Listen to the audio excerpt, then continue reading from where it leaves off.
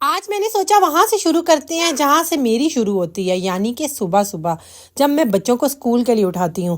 Time ہو رہا ہے 6:10 اور اتنی سردی ہے ہمارے گھر کے اندر اس ٹائم، اتنی سردی ہے میں بتا نہیں سکتی۔ اور زارون صاحب تو روز مرانہ جب بھی اٹھو نا بستر سے باہر ہی ہوتے ہیں، اور میں اٹھتے ساتھ سب سے پہلے ٹینشن یہی لیتی ہوں کہ اللہ جانے کب سے باہر تھا کب سے نہیں تھا۔ ویسے تو میں رات کو کوئی 3-4 دفعہ اٹھتی ہوں اور زارون کو جا کے ڈھانپتی ہوں، کیونکہ زارون کو نا گرمی لگتی ہے، حالانکہ سردی ہے موسم اتنا پیارا لیکن اس کو پھر بھی گرمی لگتی رہتی ہے۔ خیر ان کو اٹھانے کے بعد میں نے ہیٹر آن کیا، ہیٹر آن کرنے کے بعد میں نے ان کے یونیفارم وغیرہ ہیٹر کے آگے تھوڑی سی دیر رکھ دیتی ہوتی ہوں تاکہ تھوڑا جب تک اٹھیں گے گرم ہو جائیں۔ یہاں پہ میں نے ان کا ناشتہ تیار کیا ہے۔ میری نا جب بھی میں وائس کرتی ہوں نا ایک تو ماس کو پرابلم سٹارٹ ہو جاتی ہیں، تھوڑا سا ماس کی وائس کو آپ لوگ اوائڈ کر دیا کریں کیونکہ یہ نا سنتا تو ہے نہیں ہے کہ اس کو میں سمجھاؤں۔ اور خیر یہاں پہ جو ہے چائے میری ریڈی ہے، چائے کے ساتھ میں نے پراٹھا بنایا ہے۔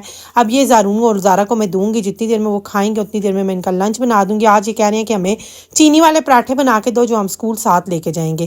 کبھی کبھی ایسا ہوتا ہے کہ چینی والے پراٹھے گھر ہی کھا لیں اگر تو پھر ساتھ نہیں لے کے جاتے، تو موہت صاحب تو کچھ کھاتے ہی نہیں ہیں۔ یہاں پہ زارون ماں ہی ہوتی ہے نا، جتنی دیر میں نے سارا کچھ کیا اتنی دیر میں بھی زارون نے 1 سے 2 نوالے ہی کھائے ہیں۔ اب میں آ کے اس کو خود ہی کھلاؤں تو کھلاؤں۔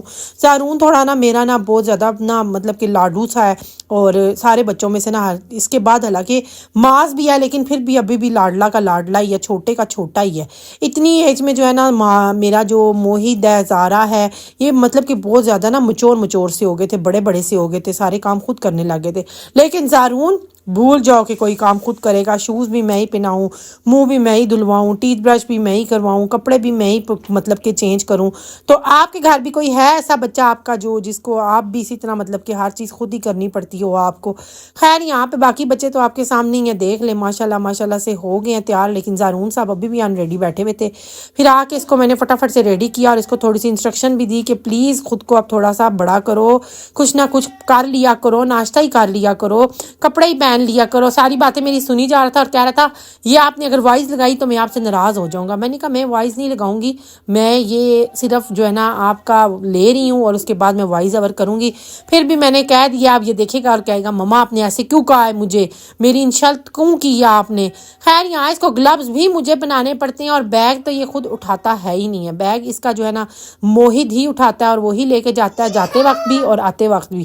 جیسا کہ آپ کو بتایا نا یہ ذرا تھوڑا لاڈو سا ہے اور ابھی بھی لاڈو ہی ہے۔